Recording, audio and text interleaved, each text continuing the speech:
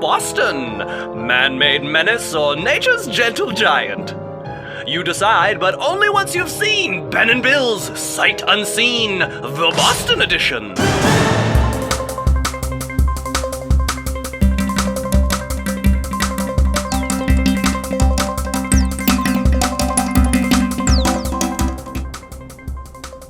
The city of Boston in the state of Massachusetts is one of the least known American cities and holds virtually no cultural significance.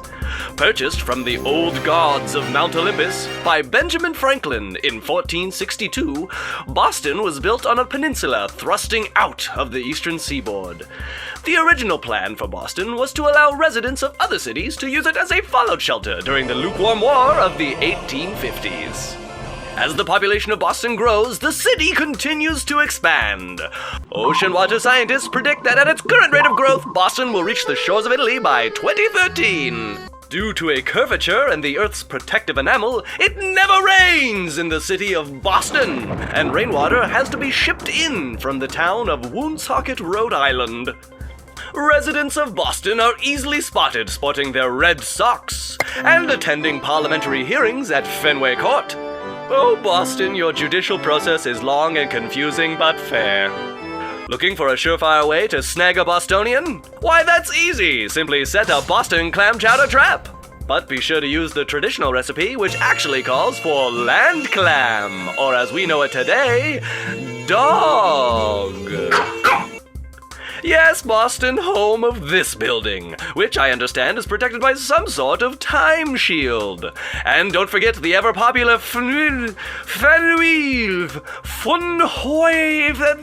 this clock tower, where, rumor has it, a young Ellen DeGeneres lost her virginity to an even younger Rock Hudson. Boston is perhaps best known for the Tea Party it held in 1973.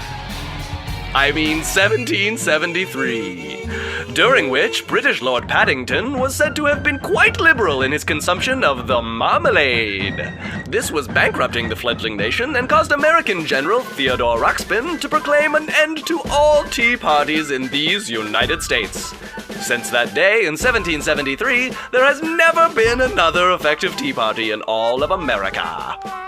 Did you know that Boston has a Canadian connection? Well, it does, dummy!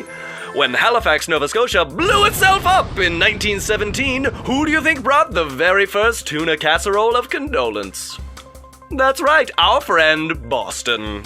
As a thank you, Halifax sends Boston a giant spruce tree every year to help ward off the roaming spirit of Paul Revere, whose haunting chant can be heard echoing through the moors of Chinatown. And that's everything there is to know about the city of Boston. If you ever get a chance to visit, tell Marky Mark, Ben, and Bill say hello. Join us next time as we visit New York, the Fuzzy Apple.